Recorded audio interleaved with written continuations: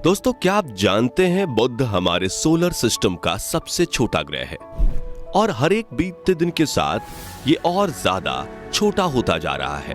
और क्या आपको पता है, जुपिटर यानी बृहस्पति आकार में इतना बड़ा है कि इसके अंदर हमारे सौर मंडल के बाकी सभी ग्रह 2 बार समा सकते हैं। हमें यकीन है आपको ये बातें पहले से पता नहीं होंगी।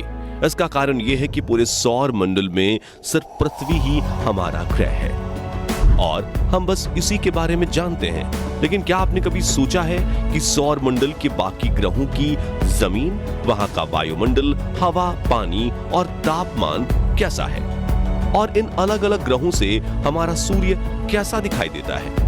आज हम आपको सौर मंडल के सभी ग्रहों की एक ऐसी सैर कराने वाले हैं जिसके बाद आप इन्हें कभी भूल नहीं पाएंगे। साथ ही हम आपको एक एक ग्रह के रियल तस्वीरें और फुटेज भी दिखाएंगे ताकि आप इनका असली रूप देख सकें। इसलिए वीडियो को अंत तक जरूर देखिएगा। दोस्तों, हमारे सौर मंडल में कुल 8 ग्रह हैं जिनके नाम मरकरी बुध, वीनस शुक्र, अर्थ पृथ्वी, मार्स मंगल, जुपिटर बृहस्पति, सैटर्न शनि, यूरेनस अरुण और नेपच्यून यानी वरुण है। चलिए अब एक एक करके इन सभी प्लैनेट्स की सैर पर चलते हैं। सबसे पहले बात करते हैं मरकरी की, जो सभी ग्रहों में सूर्य के सबसे ज्यादा नजदीक है। मरकरी सूर्य से सिर्फ 58 मिलियन किलोमीटर दूर है और इसका अपना कोई वायुमंडल नहीं है। इसकी सतह चांद की तरह गड्ढों से भरी हुई है और ये कोई ऐसे वैसे मामूली गड्ढे नहीं है, बल्कि उल्कापिंड और धूमकेतु के गिरने से बने हैं। ये गड्ढे आकार में कई कई किलोमीटर तक लंबे और चौड़े गहरे भी हैं। मरकरी पर खोजे गए सबसे बड़े गड्ढे का व्यास करीब 1500 किलोमीटर है। कोई वायुमंडल ना होने की वजह से यहाँ दिन में तापमान 450 डिग्री सेल्सियस तक पहुंच जाता है, जबकि रात के समय -180 डिग्री को क्रॉस कर जाता है। इसलिए इस ग्रह पर इंसानों का ठहरना बिल्कुल नामुमकिन है।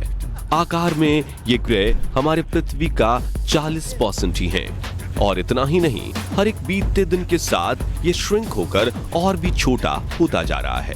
वैज्ञानिक बताते हैं कि पिछले करीब 4 बिलियन सालों में ये ग्रह 14 किलोमीटर घट चुका है और इसके घटने की वजह है रात को पड़ने वाली सर्दी। हैरानी की बात यह है कि सूर्य के सबसे ज्यादा नजदीक होते हुए भी ये सौर मंडल का सबसे गर्म प्लेनेट नहीं है। चलिए अब चलते हैं हमारे सोलर सिस्टम के दूसरे ग्रह शुक्र यानी वीनस की तरफ, जो सूर्य से 108.2 मिलियन किलोमीटर दूर है।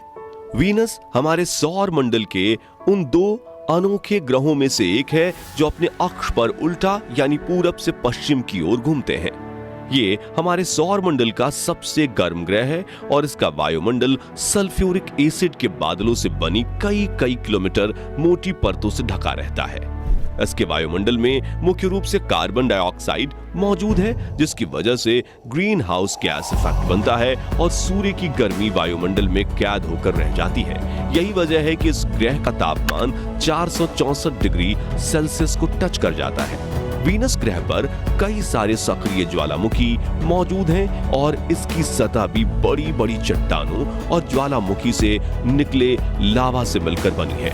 यहाँ का वायुमंडलीय दबाव पृथ्वी की तुलना में 90% ज्यादा है। इसका मतलब यह है कि यहाँ पर चलना हमें ऐसा महसूस होगा जैसे हम समुद्र के कई किलोमीटर नीचे चल रहे हों। यही वजह है कि इस ग्रह पर भेजा गया कोई भी मिशन या स्पेसक्राफ्ट ज्यादा समय तक सरवाइव नहीं कर पाता। साथियों, वीनस के बाद बारी आती है हमारी पृथ्वी की, जो सौर मंडल का अकेला ऐसा ग्रह है जिस पर जीवन संभव है। क्योंकि हम अपनी पृथ्वी के बारे में सब कुछ पहले से ही जानते हैं, इसलिए चलिए इसकी बात हम नहीं करते। तो पृथ्वी के बाद बारी आती है मंगल यानी मार्स की। इस प्लेनेट की सतह और मिट्टी लाल रंग की है और स्पेस से देखने पर यह लाल रंग की गेंद के जैसा नजर आता है, इसलिए इसे रेड प्लेनेट भी कहते हैं। पृथ्वी के बाद मंगल ही एक ऐसा ग्रह है जिस पर हम इंसानों को जीवन के पनपने की सबसे ज्यादा उम्मीद है। यहाँ की जमीन में आयरन की मात्रा बहुत अधिक है और यही इसकी धूल और मिट्टी में भी पाया जाता है। यहाँ का वायुमंडल पतला और ठंडा है जिसके चलते इसकी सतह पर पानी ज्यादा देर तक लिक्विड फॉर्म में नहीं रह पाता। मंगल पर धूल भरी आंधी और तूफान आना आम बात है। सूर्य से करीब 228 मिलियन किलोमीटर दूर होने की वजह से यहाँ का औसत तापमान -55 डिग्री सेल्सियस रहता है, जबकि इसका मैक्सिमम टेम्परेचर सिर्फ 30 डिग्री सेल्सियस तक ही पहुंच पाता है। यहाँ की सतह हमारी पृथ्वी के चट्टानी और रेगिस्तानी इलाकों से काफी मिलती जुलती है। वैज्ञानिकों का अनुमान है कि शायद एक समय मंगल ग्रह पर जीवन रहा होगा। दोस्तों, मंगल के बाद अब नंबर आता है बृहस्पति यानी जुपिटर ग्रह का, जो कि हमारे सोलर सिस्टम का सबसे बड़ा ग्रह है। इसके आकार का अंदाजा आप इसी बात से लगा सकते हैं कि इसके अंदर 1300 पृथ्वी समा सकती है। जुपिटर एक गैस जायंट है, जिसका मतलब है कि यह कोई ठोस सतह वाला ग्रह नहीं है, और यह ग्रह सिर्फ गैस है और उसमें मौजूद तरल से मिलकर बना हुआ है। जुपिटर का वायुमंडल मुख्य रूप से हाइड्रोजन और हीलियम गैस से बना है, लेकिन इसमें कुछ मात्रा में अमोनिया और मीथेन भी शामिल हैं। करीब से जुपिटर बेहद खूबसूरत और रंगीन दिखने वाला बादलों जैसा नजर आता है, लेकिन आप इनकी सुंदरता पर मत जाइएगा, क्योंकि इन बादलों में आप एक सेकंड भी जिंदा नहीं रह पाएंगे। खैर, चलिए आगे बढ़ते हैं अगले ग्रह की ओर, जिसे हम सैटर्न और शनि के नाम से जानते हैं। शनि ग्रह का ख्याल मन में आते ही सबसे पहले हमारा ध्यान इसकी बड़ी बड़ी रिंग्स पर जाता है।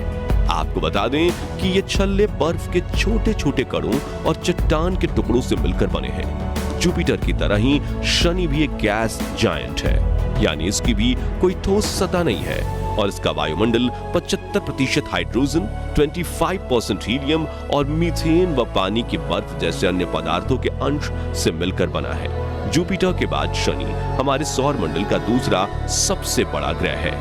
पृथ्वी से अगर इसकी तुलना की जाए तो इसका व्यास 10 गुना ज्यादा है। शनि के बहुत सारे चंद्रमा हैं। अब तक इसके 80 से ज्यादा चंद्रमा खोजे जा चुके हैं, और वैज्ञानिकों की खोज अभी भी जारी है।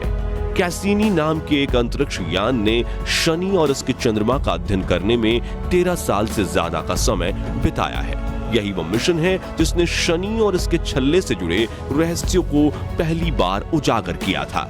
हमारे सौर मंडल में सैटर्न के बाद बारी आती है यूरेनस ग्रह की, जिसे हम अरुण कहकर बुलाते हैं। वीनस के बाद यूरेनस ही एक ऐसा ग्रह है जो अपनी दूरी पर पूरब से पश्चिम दिशा में घूमता है। ये हमारे सोलर सिस्टम का सबसे ठंडा ग्रह है, जिसके चलते इसे आइस जायंट भी कहा जाता है।